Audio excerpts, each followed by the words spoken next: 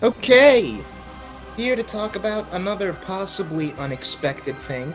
This time it's particularly Spider-Man video games in preparation for Spider-Man PS4, which looks amazing, which we've been trying to talk about for a couple of weeks. But, like, yeah, just this game looks so good. I unfortunately don't have a PS4 yet, and for a multitude of reasons, we might as well just retitle this podcast Malik, rambles on excitedly about Spider-Man PS4 while I occasionally chime in with agreement. We're just gonna talk about our expectations for this game, our excitement for it, and we're gonna start that off by talking with our experience Spider-Man games book. And I can name like 2 Spider games that I've played and have distinct memory of, because I played a couple more, but the memories kind of blend together to the point that I even couldn't really tell you what they were. But I played, which I think everyone's played, which is Spider-Man 2 on the PS2. And, I feel the way that I think, I'm not 100% sure, but I think the popular consensus on that game is that it's one of the best Spider-Man video games. It's got the most sort of exciting, just making you feel like you are Spider-Man. I feel like that game captured it best for most people before everyone saw the teasers for PS4 and got really excited for that. And also, weirdly, is Spider-Man... I think it's also still Spider-Man 2 for the Game Boy Advance, because I remember playing that game a lot when I was in, single digits, and never guessed it was Venom for some reason. I don't know, was that Spider-Man 3 or Spider-Man 2? I want to say it's got to be Spider-Man 2, right? Because Spider-Man 3 is 2007. We're already, well past making GBA games at that point. And the first level of that movie is just swinging around trying to deliver pizzas again, and that's, the Spider-Man 2 thing. But then the first boss of the game is just Venom. So that's a little bit confusing. I played them when I was really young, and I never really managed to get my hands on them again. My GBA broke, my PS2 has gone unused for over a decade. It's a bit sad, but it was fun while it lasted. I am a gigantic Spider-Man fan, and my first video game that I ever played was my first console. I believe this was right before. I want to say this is maybe a year before Spider-Man 2 movie comes out, but my mom gets me a PlayStation 2, and that's my first game console. And the original Spider-Man was my first game, and it was based on the movie. The swinging system was obviously very rudimentary. You could only shoot webs directly into the sky, and you couldn't even go down to ground level. But I really enjoyed that game when I played it when I was a kid.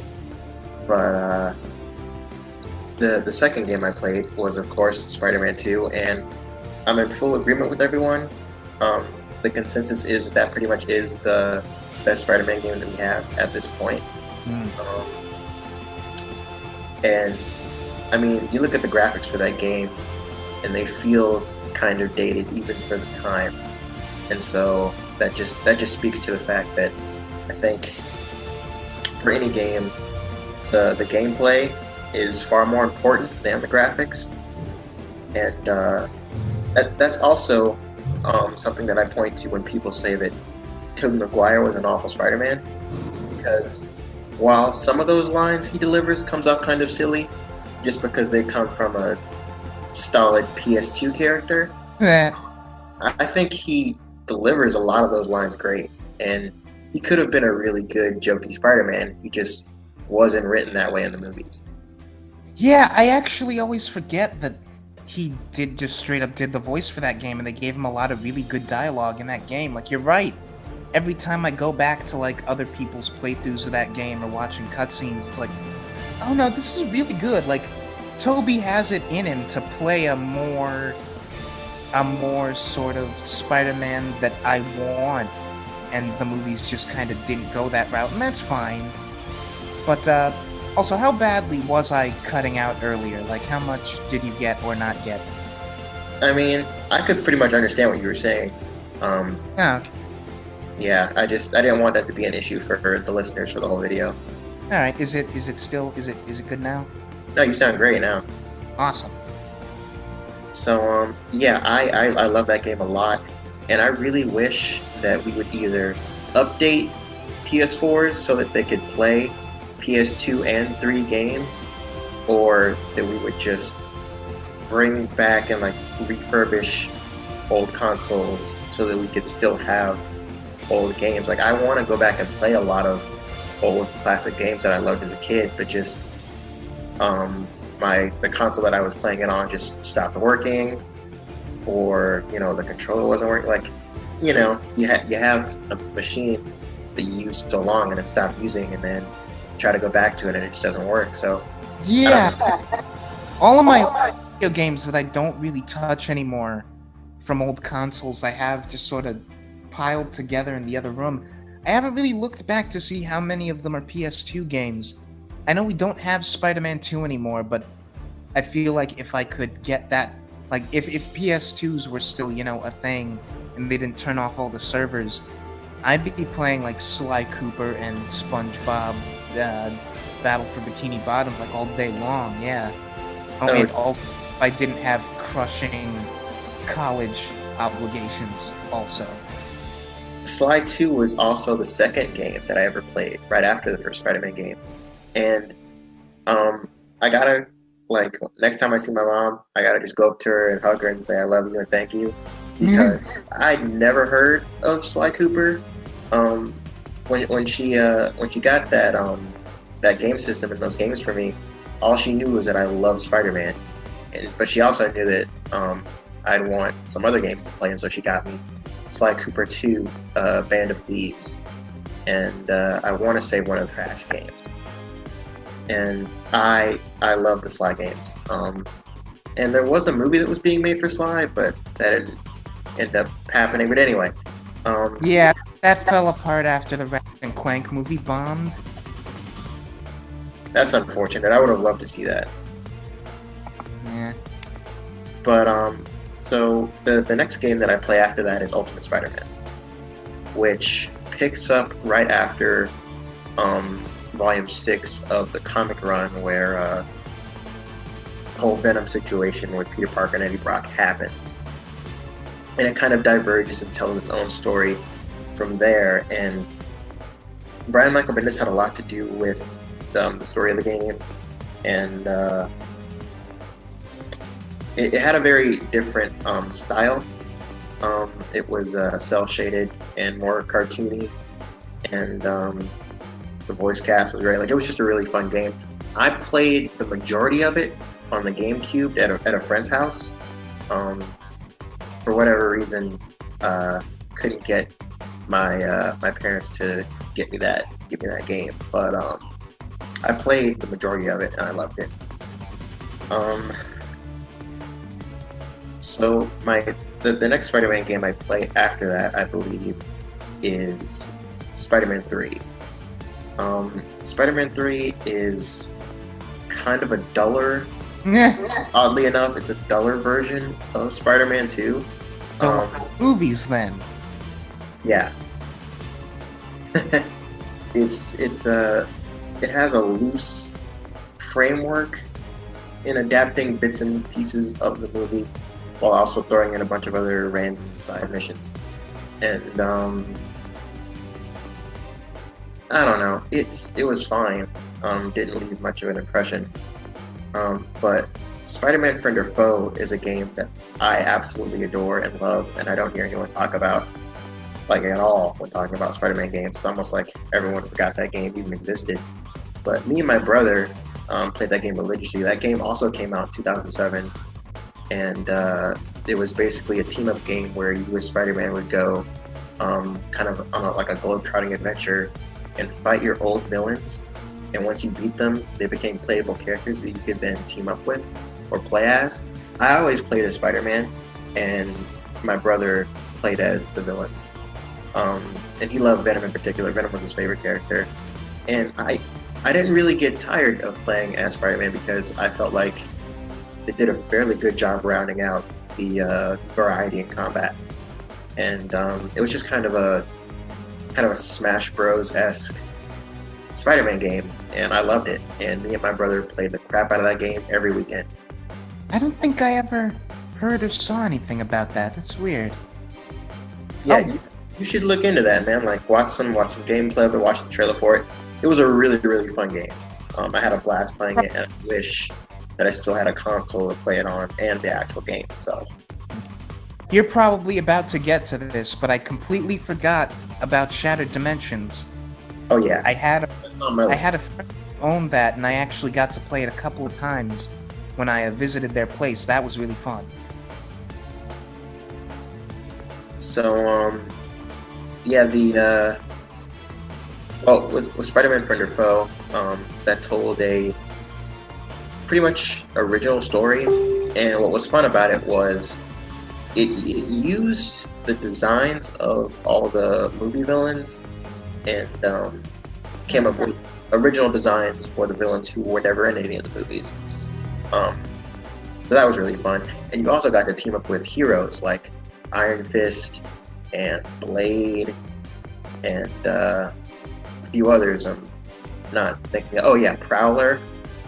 And there might be Black Cat, and there might be a few others that I'm not remembering. But you did get to play with heroes and villains, and it was just a lot of fun. And you could do these really cool combo attacks.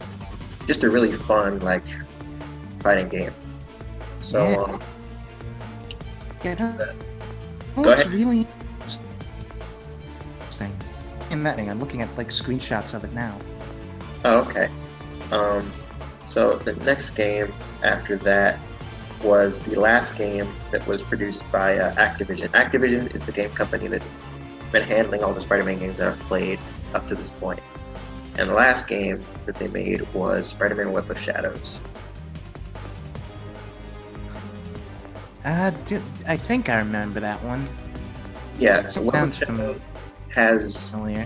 like one of the most eerie, like epic video game trailers I've ever seen. It's like an epic remix of Beethoven as Spider-Man walks in slow motion and symbiotes are destroying the city.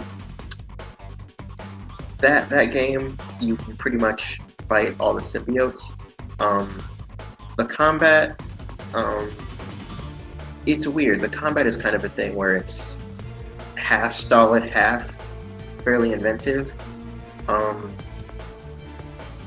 That's, I don't know, gameplay wise, that's a kind of just average game for me. The web swinging isn't handled great. The webs don't shoot up into the sky, but something about the web system just felt off and kind of rushed. But I don't know, combat was fine. I actually ended up playing the Nintendo DS version of that game a lot more than the console version, which was completely different entirely. But yeah, that game is fairly well liked. I want to say didn't leave a huge impression on me, and it wasn't something I particularly wanted to go back to. But I thought it was solid. And then after that, we finally get a new developer working on the game, and that was Beanox. Now, Beanox did Shattered Dimensions, which I didn't get to play a ton of, but I really liked.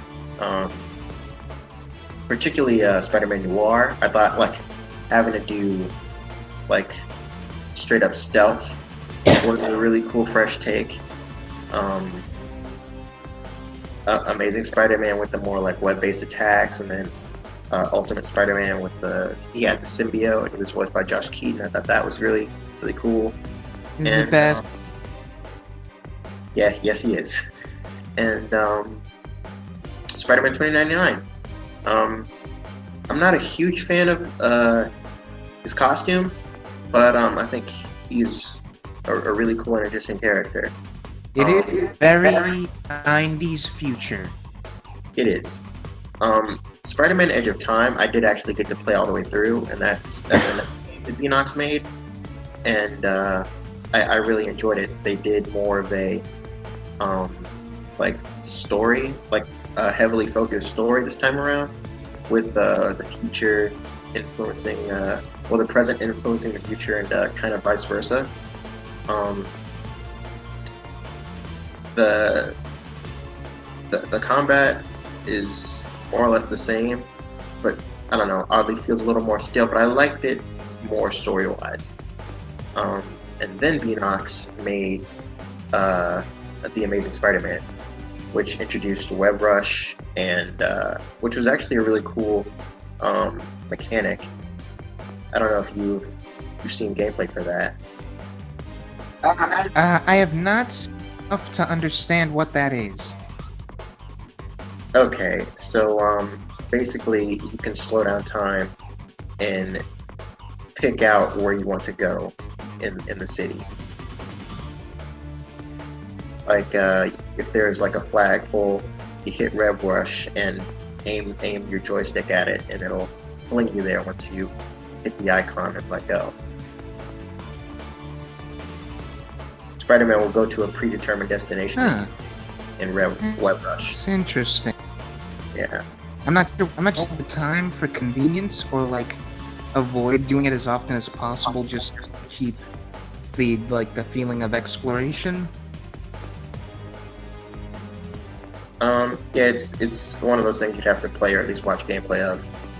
But yeah, that game was, I don't know, it was a lot of fun. The combat gets really stale really quick, and this is where pretty much every Spider-Man game moving forward gets relentlessly compared to the Arkham games. And we'll talk a lot about this once we finally get to the current game, but I resist that. I mean, I understand it with this, just because the combat feels so solid and stale after a few hours of playing. And the same is true of the sequel, The Amazing Spider-Man 2, which oddly enough has a better handle on the swinging. And you know, I'm not one that likes complaining about graphics, but I felt the graphics were significantly worse. Well, I mean, they spent all of their money on advertising the movie, so I guess they just didn't have any left. Okay, so now that we've established more or less the history of Spider-Man in gaming, I'd like for us to finally get into talking about the current game, Spider-Man PS4. Yay! I am blown away by pretty much everything I've seen for this game. I love the voice actor they have playing Spider-Man. He is a surprisingly old dude. I want to say he's around. I want to say he's in his 40s.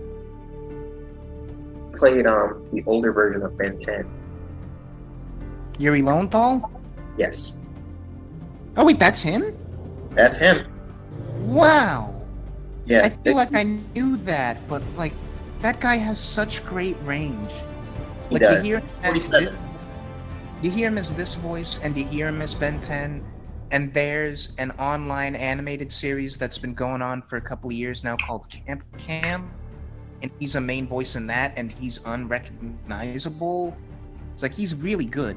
Like in this game, he sounds a little bit like Josh Keaton. Yeah, I think he's fantastic.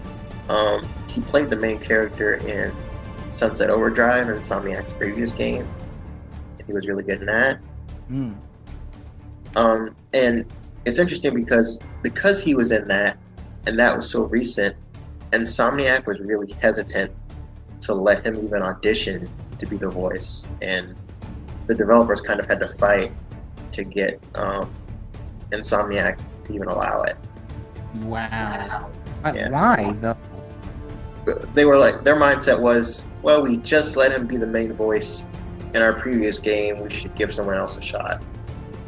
I guess that's weird. Yeah, but I'm glad he got the role. He sounds fantastic, and story-wise, I am so glad that they've gone the way they've gone. We have not seen enough of Peter Parker as an adult in the way that I would like to. I know we've done a version where he's a science teacher. I haven't read enough to see if it goes anywhere particularly great, but I wasn't in love with that. But we've in the original like animated series, we saw him like in college and out of high school and stuff like that, and we haven't really explored a ton of that in comics. We either will blow right past that and have him marry Mary Jane, and then she immediately dies, or he immediately dies, or we'll just reboot and revert him back to being a kid in high school. And it's nice to see a story just unabashedly delving into him as an adult, seeing what that's like. Yeah. And like you can have him be an adult but still have him be like a fun guy. And you don't have to have that thing that I think a lot of comics writers or just writers in general have, where they're scared to do Peter as an adult, really, because that means they feel for some reason they can't have him be as fun. But no, you can do stuff with that. There's fertile ground to be explored here.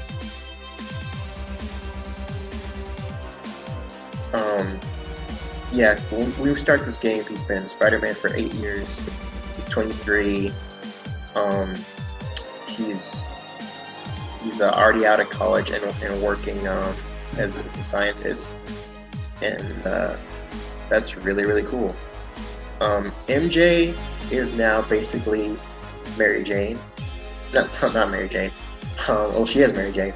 MJ is now basically Lois Lane. Yeah.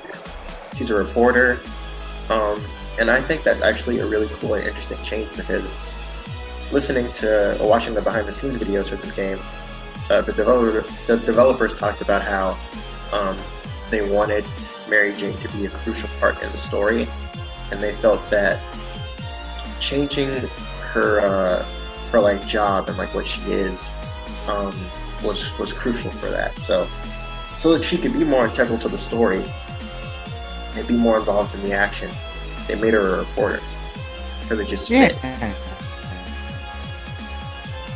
that's good. That seems like at the same time it seems really innovative and pretty loose.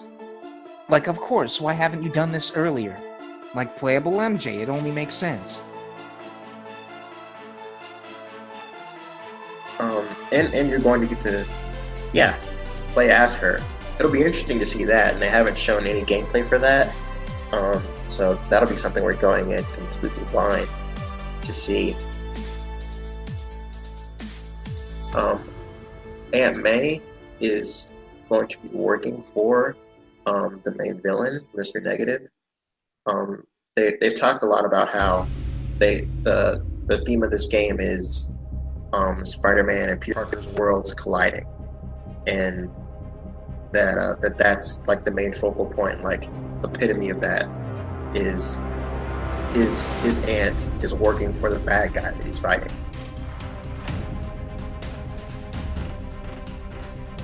I think that's that's compelling. Plus the idea of like how much content there is to this game, how long he's been Spider-Man. Like you said, it's almost a decade now. There's got to be a lot of stuff like that. Like there's got to be a lot of little ways that his hero life and his regular life intersect, that he's kind of been keeping in their separate worlds up to now, and it's kind of like a dam ready to burst.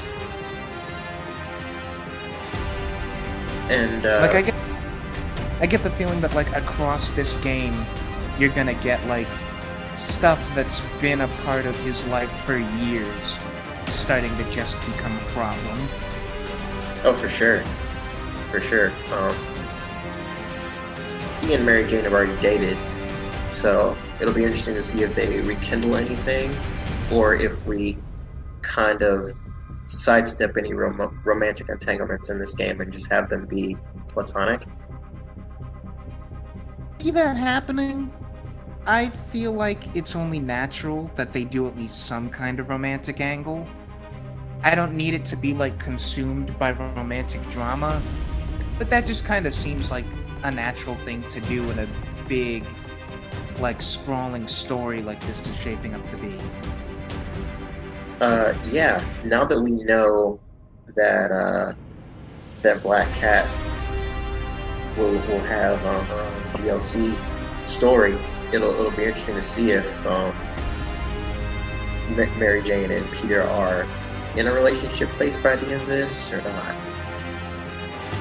Yeah, I feel like it's a given that they'll be in a relationship by the end at least, if not somewhere around the middle. But I don't know, they could surprise me. We'll see what happens.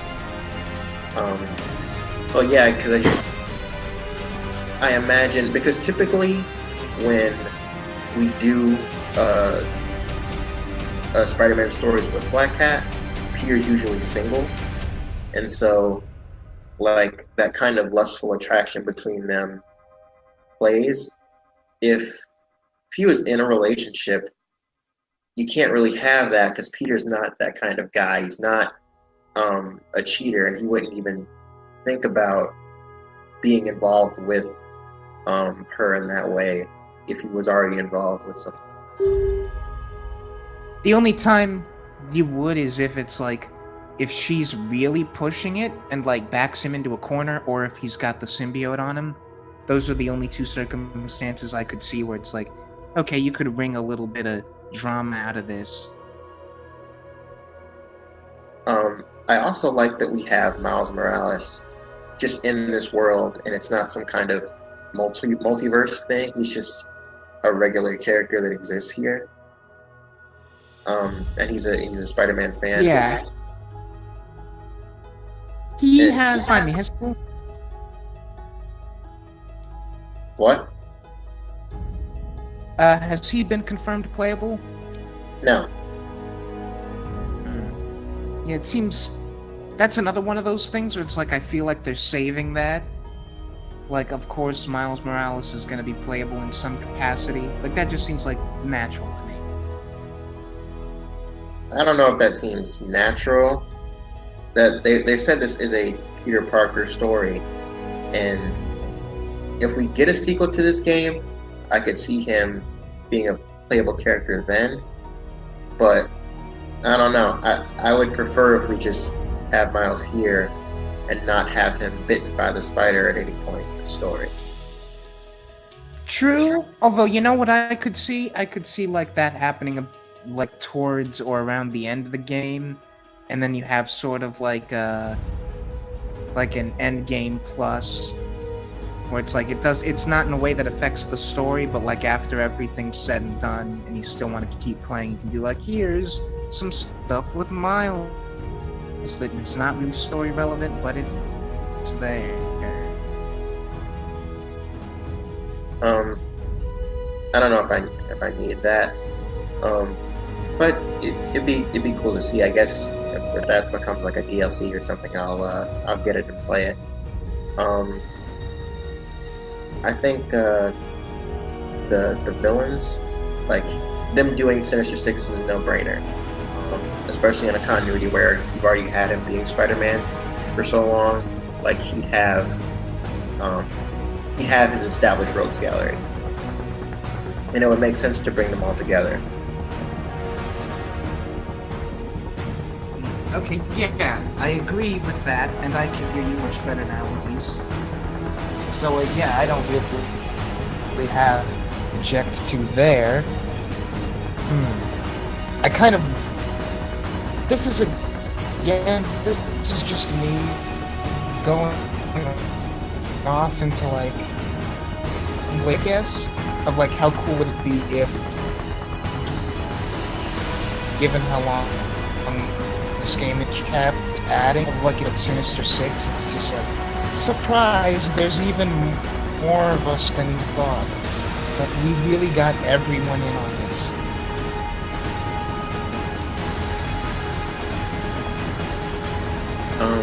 Yeah. I want to talk about the aesthetics real quick. So, Is this gonna, are we gonna get into the quote-unquote down for having online? I don't think that's even a discussion worth having, but I guess I'll mention it. I don't agree with it at all. I mean, I have nothing to say about it. Because people are coming from thinking that it's been downgraded, but like, it still looks great. Who cares? Exactly. That's pretty much it. Like, the game still looks fantastic. I don't need to see everyone's skin pores to enjoy the game. I think it looks fine.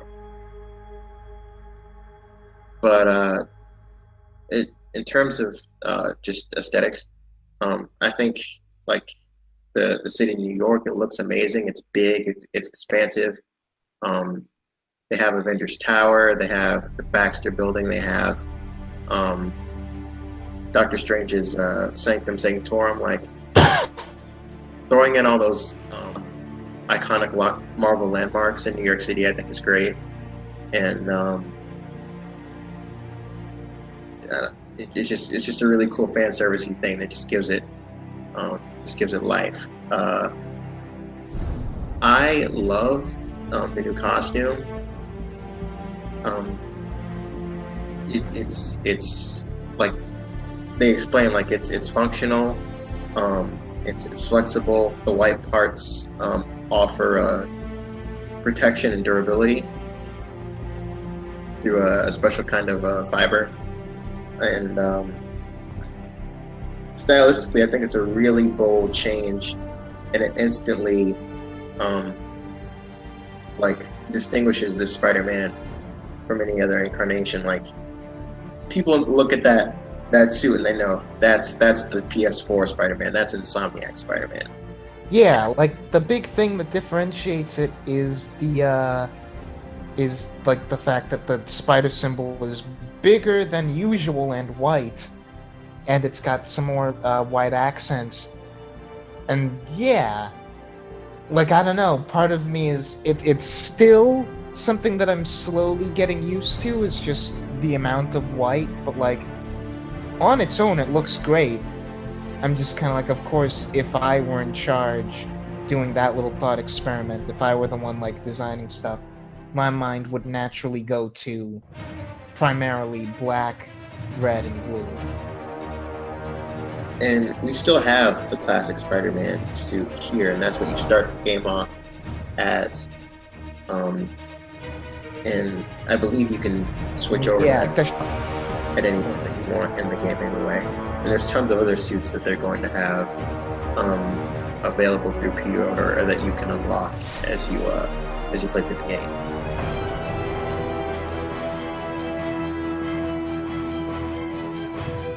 So I think having all those options for different suits is great. I'm not really a huge fan of how any of the Sinister 6 villains look. But you know, that's fine. Looking at the overall story for this game, it really makes me wish that Sony had the forethought to do a Spider-Man movie, where instead of redoing the origin, we just tell a story with Peter as an adult. Like, people talk about Andrew Garfield.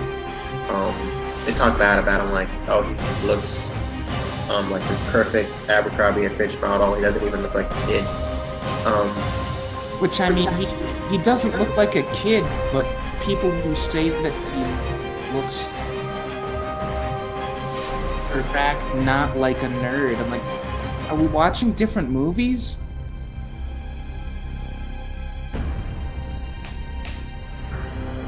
Yeah, I don't agree with that. Even if I did, like performance is way more important to me.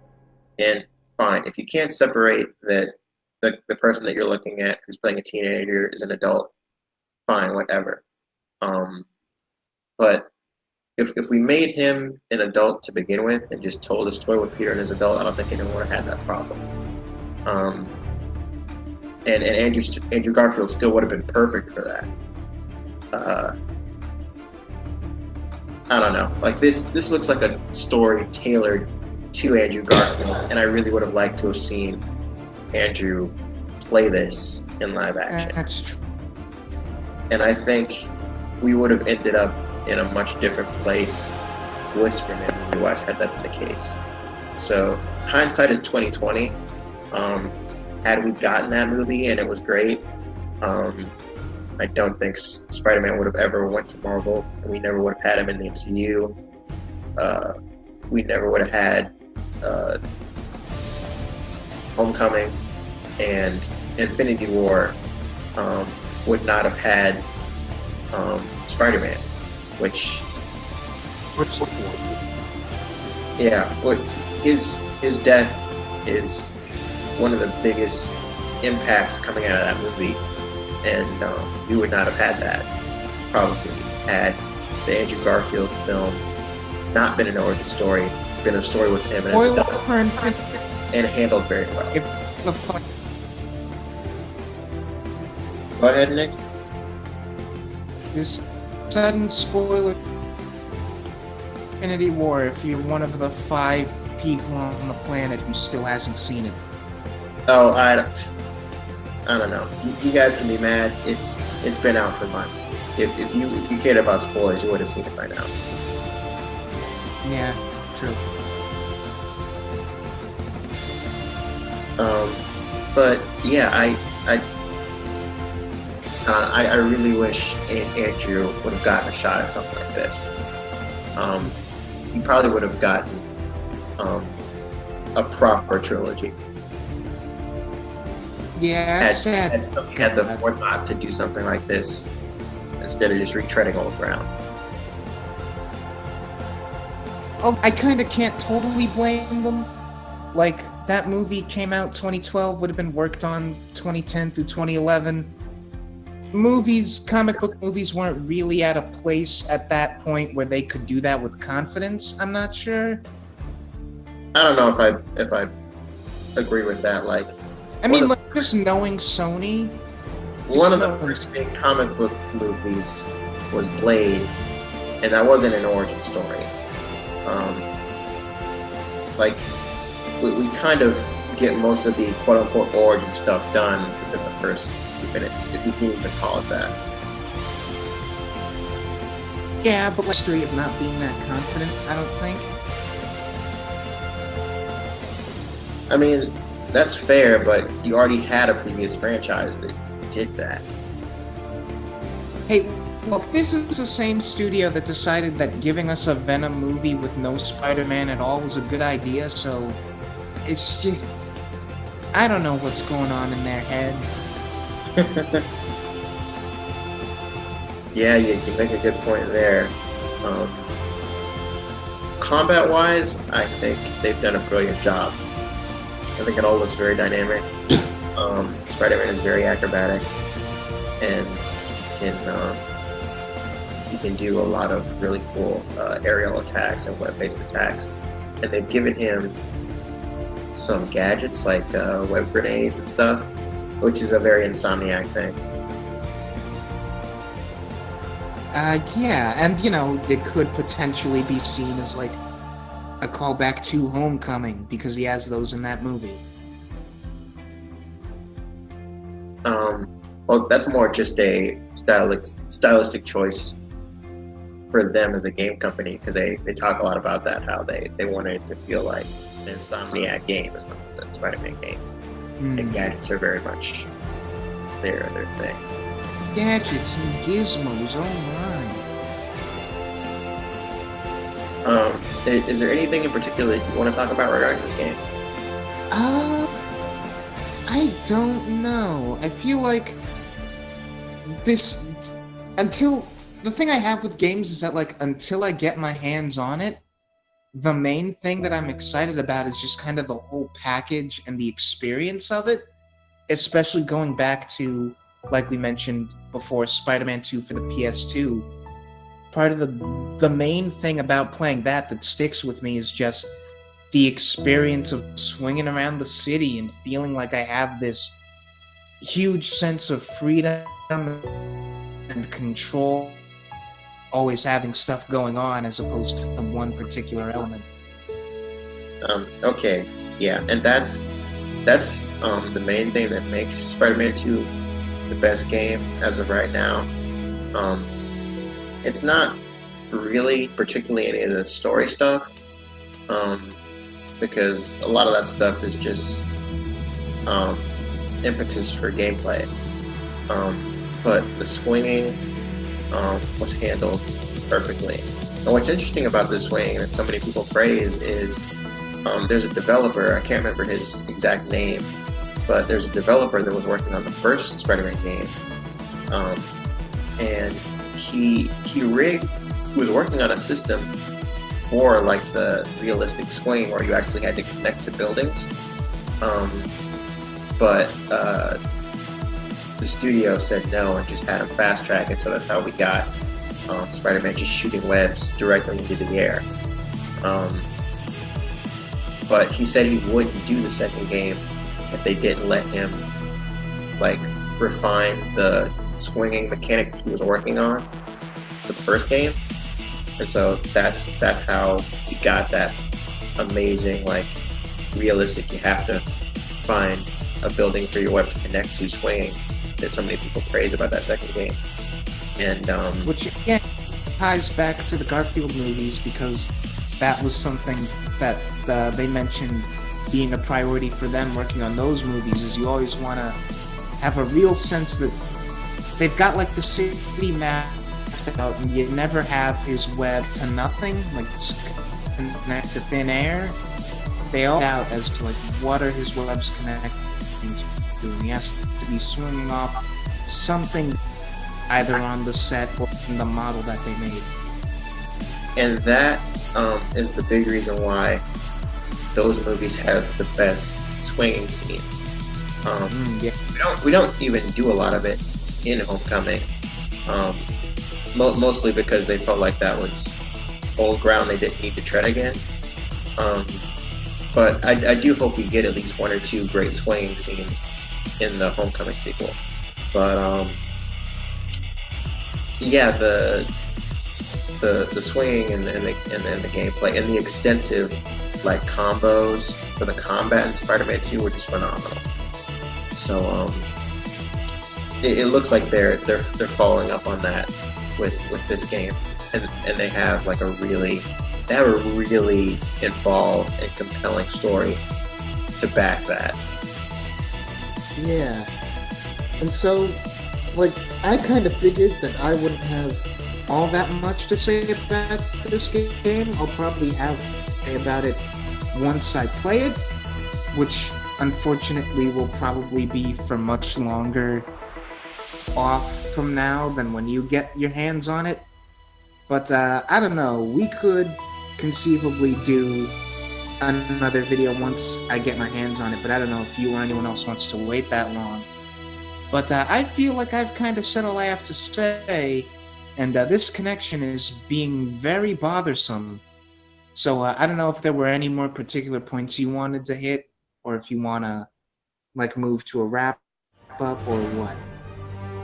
Yeah, I'd like to just wrap things up by saying I am very excited, and it's interesting that we finally were able to get around to doing this today, because not only was it kind of my last chance to do this today, but this is the day that they dropped that teaser for the DLC with Black Cat, and she is like, she's a ripoff of Catwoman. She's Spider-Man's cat. But I do think it's really cool that he has that, and I am interested to see what their relationship will be. And well, one of the other facets of this game that I'm really excited for is just the score. It's scored by, I'm gonna butcher his last name, but it's John Saggio, I think. John Pistachios? He did the score for the Daredevil Netflix series, that incredible, iconic theme, and the score for all the show, and the score for all the music in the actual show. And he did the score for all 3 Maze Runner films. Ooh, nice. And I go back to listen to all that stuff quite a lot. And his main Spider-Man theme just feels so iconic. Like you hear it, and you're like, that's Spider-Man. It's whimsical. It has a hint of Danny Elfman's original theme. It's whimsical and at the same time triumphant, and I really like it a lot. And I am very eager to listen to the full track. Go ahead, Nick. I was just saying I should listen to that track more often since I've only listened to it a couple of times. Yeah, and I've never bought the score for any film, but this will be the first time I buy a score for a game. Alrighty then, that's an accomplishment. Yeah, so I think music is also very important in setting the atmosphere and tone for any kind of visual medium. Well, any kind of visual medium that just involves you watching it. Obviously, you can't do that with a comic book, but like a movie or a TV show and video games, music is so important.